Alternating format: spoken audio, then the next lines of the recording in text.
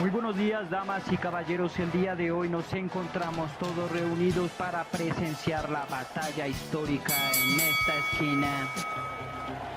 Misterioso autor y poeta con obras en su haber como la Ilíada y la Odisea, Homero. El público enloquece. Y en esta otra esquina, filósofo griego, maestro de Platón, reciban con un fuerte aplauso a Sócrates. Es imparable, señoras y señores, imparable. Homero es considerado como representante de la cultura griega primitiva. Sin embargo, existe un halo de misterio en relación a si existió o no este personaje. Muchas personas argumentan que se trataba en realidad de varias personas. En tanto la palabra Homero al vocablo griego se puede traducir también como rehén. Esta palabra era usada para referirse al grupo conformado por los prisioneros de guerra, que no eran enviados a pelear por miedo a una traición, pero que aún así debían recitar las glorias de los héroes mediante poemas o cánticos. Jaeger en el 2001 afirma que no es posible actualmente considerar la Ilíada y la Odisea como obras de un solo poeta. Pero bueno, si bien no hay certeza acerca de la existencia real de Homero, sus obras son esenciales para el estudio de la cultura en la Grecia antigua.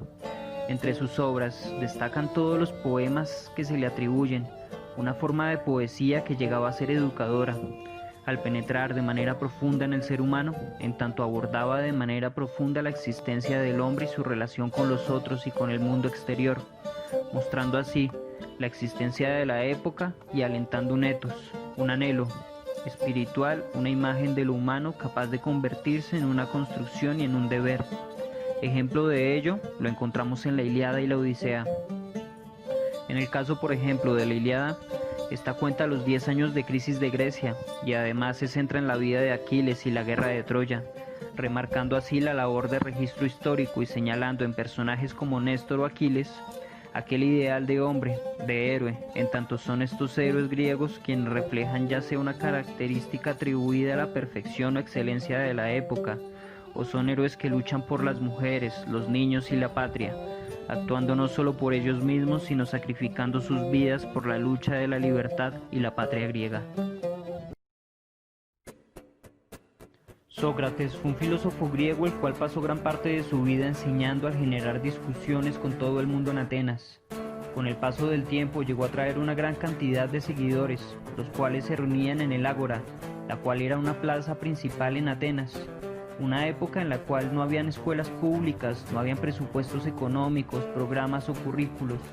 Toda esta gente se reunía en torno a Sócrates con las ansias y el deseo de aprender y de saber. Fue así tanto el éxito de Sócrates que empezó a surgir la envidia y el odio entre algunos sofistas, quienes le cuestionaban toda su original metodología y le terminaron por juzgar, condenándolo a la ejecución en el 399 a.C. Y es así entonces, como este hombre, sin dejar algún escrito o registro como tal, inspiró a cientos de discípulos, los cuales se encargarían de llevar su legado a través de la historia.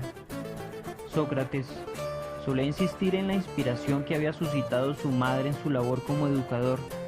Esta era una partera y afirmaba Sócrates: así como mi madre colabora eficazmente para ayudar a que las madres den a luz, del mismo modo, el verdadero maestro ayuda a que las potencialidades que hay en el interior de cada alumno salgan a la luz y se hagan realidad.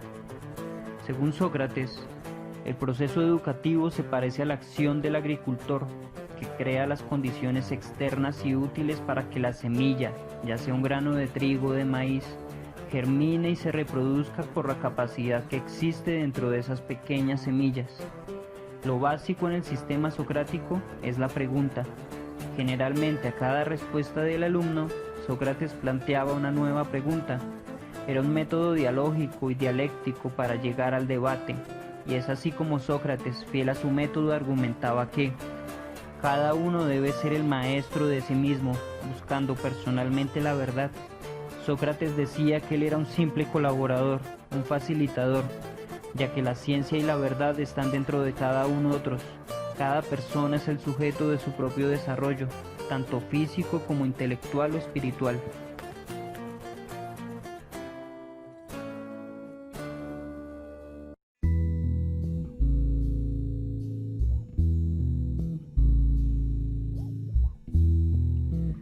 cuanto a Homero y Sócrates como educadores, varias diferencias saltan a la vista.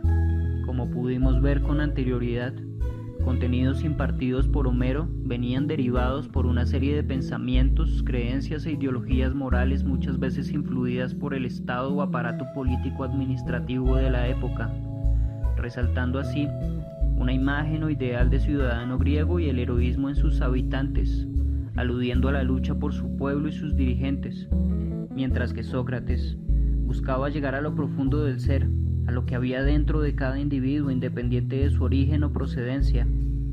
La enseñanza de Sócrates buscaba la revelación de la verdad que cada individuo en su inconsciente poseía pero no había alcanzado aún. Luego, en cuanto a sus métodos, el hecho de que no se conocen escritos como tal de Sócrates enmarca una fuerte diferencia en su haber. En tanto, mientras que los poemas y epopeyas de Homero le permitían una transmisión consistente al ser exclamadas, leídas y repetidas de manera constante, las reflexiones y métodos de Sócrates se quedaban en su lugar de origen o en aquellos discípulos que se encargaban más adelante de transmitir oralmente la obra socrática. Aún así, este último punto nos puede dar una similitud entre ambos, y esta es la función de la oralidad en la educación. Si bien las obras de Homero llegaron a ser escritas como se mencionó en un inicio, muchas de sus poesías eran recitadas oralmente a la población, ya que la mayoría no sabía leer, y era así como se transmitía mediante la oralidad un saber. De este mismo modo, ocurrió lo mismo con lo impartido por Sócrates. Una cosa a la que yo llamaré cultura de la oralidad fungía su función como transmisora del conocimiento, llegando así a perdurar hasta la fecha actual.